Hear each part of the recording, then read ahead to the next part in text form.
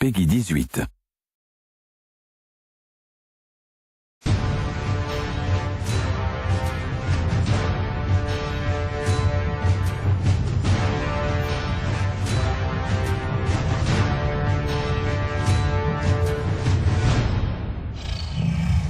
Poster of Lord of the Rings when I was a kid. That was way before the movies came out.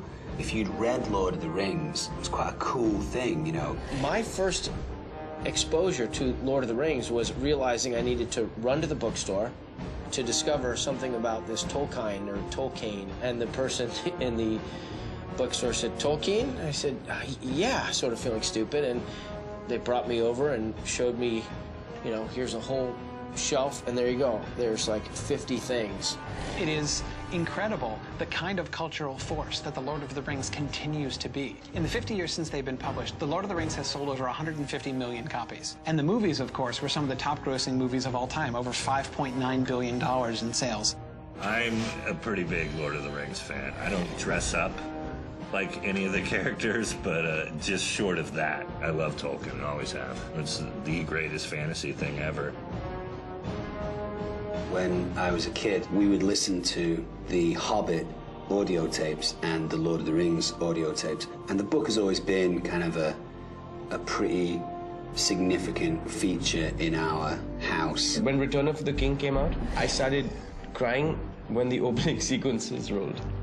That's how big a fan I am. It's got a love story, it's got battles, it's got the fight of good against evil, it's got, you know, how do you make decisions, how do those decisions influence people around you and influence the world around you, you know, so it's a very big book in that regard. I was waiting with bated breath for the movies, probably from when I first heard they were in production. The Two Towers I probably watched at least 25 times, and I probably watched Return of the King about 30, 35 times. Fellowship of the Ring, I saw in theaters once a week for an entire month with my mom.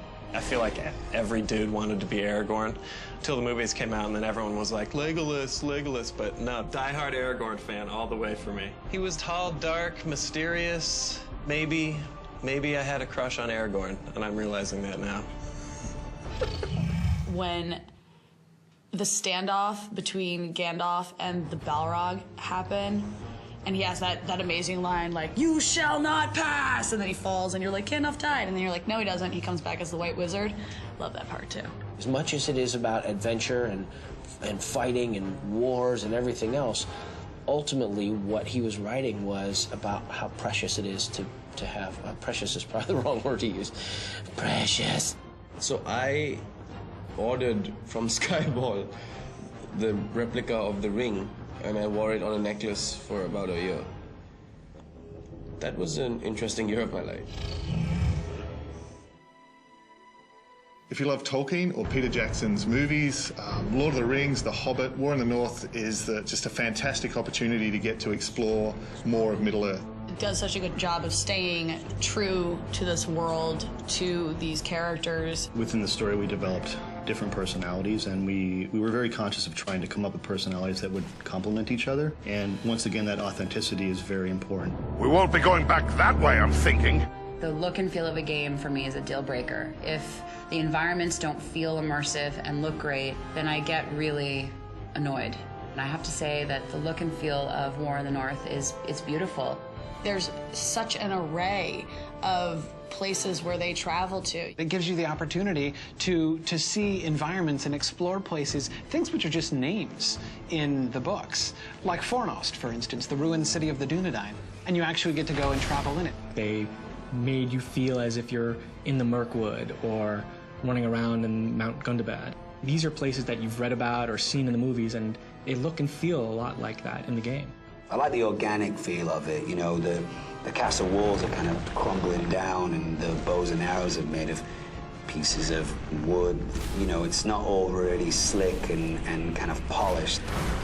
Expect to see some very familiar faces from the films, but also some from the books that weren't in the films, that no one's really seen before. I present to you Elladan and Elrohir, the sons of Elrond Half-Elven. Lord of the Rings brings out the best in artists. And I think this game is another example of how much it means to the people who are designing them. The second I sat down in front of the game, I knew I was playing a Lord of the Rings game. If it didn't say it was a Lord of the Rings game, I'd say, why are these guys ripping off Lord of the Rings?